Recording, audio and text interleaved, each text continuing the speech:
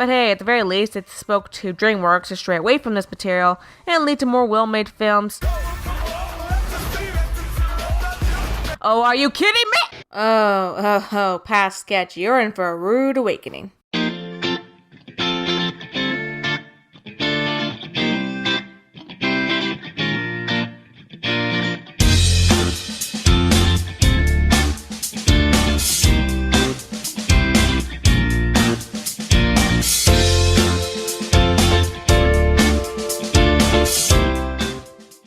Yeah, you saw the title right.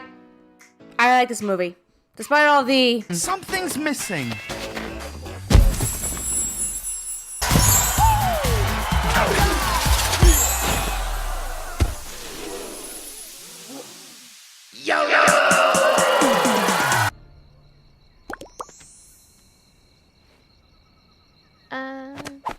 Cupcake?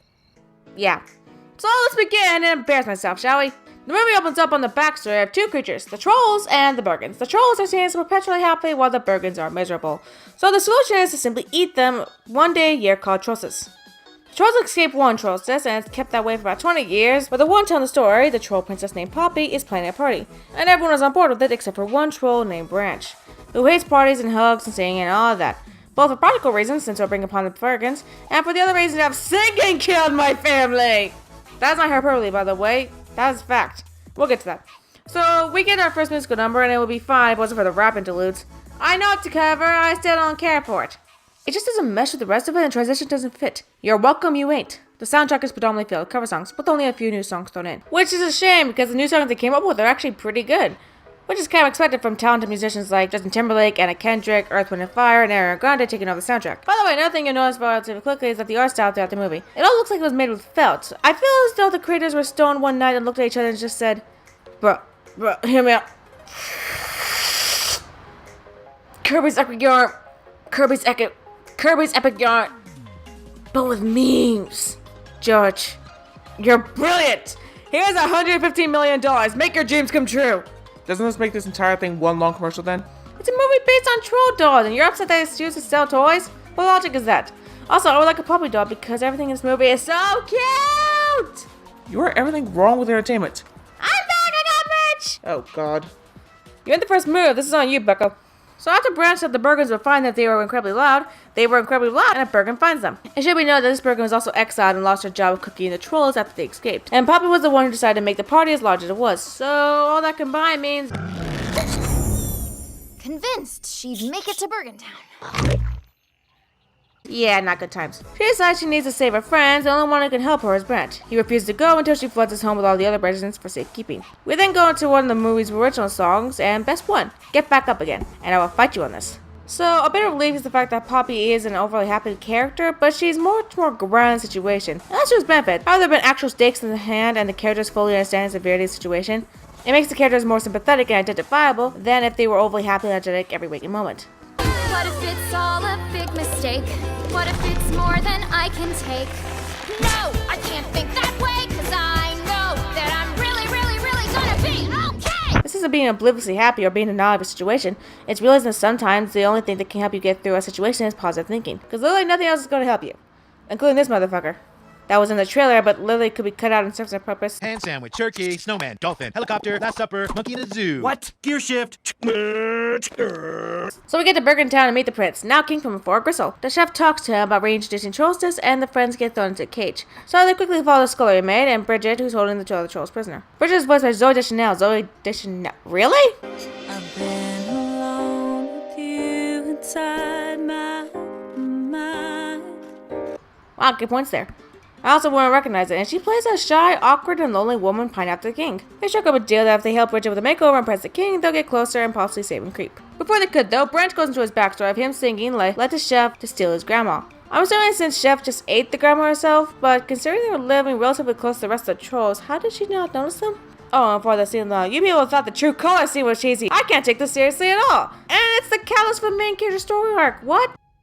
I'm so sorry, Branch. I had no idea. I just assumed you had a terrible voice. So because he finally decided to talk about his problem, it leads to his development to become more open and being happy. which I will give credit is a pretty good message. Hey, good odds, I went expecting very little, and while the themes aren't the most complex, nor the characters, it's far more than I and many others were expecting.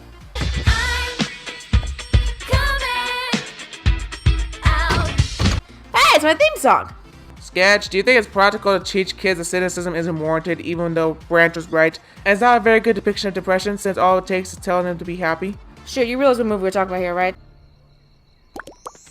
I don't think it's supposed to be a very accurate depiction of depression. I think it's a general and basic morals of being happy and sad. Well, Inside Out's for a similar audience, and the movie was pretty childish too, considering it's a coming-of-age story. And it had better and more nuanced characters with better messages and more creativity. Why would we watch this over that? Because I already downloaded this movie, that's why. And why on earth can't I not watch both exactly? Look, this is not a perfect film. Not even a great film. It's a popcorn flick through and through, and I have no problems with that. But the reason I like it is because it does the job it's set out to do, and that's to entertain the audience and make them happy.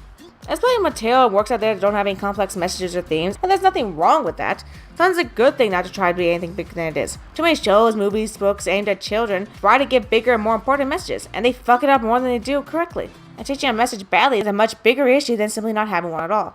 Now, let's get back to the new girl trying to mac on the motherfucker. So the romance subplot between Poppy and Branch start here, which is a thing now and isn't really fleshed out and has no purpose. Like, what? Why? Up to this point, it's mostly just hinted at from only Branch's side, and he's been nothing but annoying to her, so what? Jazz, you're a happy lady who lowered her stance dramatically. How do you explain this? Jazz? Smile, Dip. Who got this? Who is responsible for this? Son of a bitch, she relapsed. I need 10 buckets of broccoli, stat! We will conquer the sugar mountain and our sweet smile! Okay, so afterwards, the trolls try to save Creek after learning he was in the medallion Crystal was sporting earlier.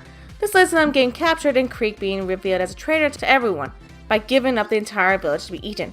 They all get trapped together in a plot for a Trolls celebration. So this leads everyone to gray out and we get a true color scene. A love duet between Branch and Poppy. Okay, yes, it's an emotional payoff for their arcs, but 3 things prevent it from being really impactful. The backstory of Branch was still very silly and made in a joking way, so it's not as satisfying when Spumway is generally trying to be dramatic. The romance and tension that was there was underdeveloped, so it lacks the impact needed for a moment like this. Also, it's a cover song, so it doesn't help paint the situation or match it at all. It's Catalyst was hug time. Yeah, that kind of takes away from the mood. God's sakes, the following scene with Bridget was more emotional.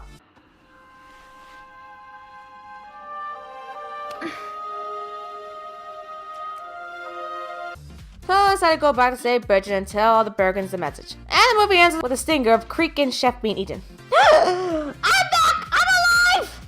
Good, you're 90% of the reason we have an audience. This movie is fun, even before the drugs! Recommend if you have an hour and a half to waste or need something going on in the background. Well, hopefully next time we get something just as good and... Oh no, you aren't. It's time. Ah!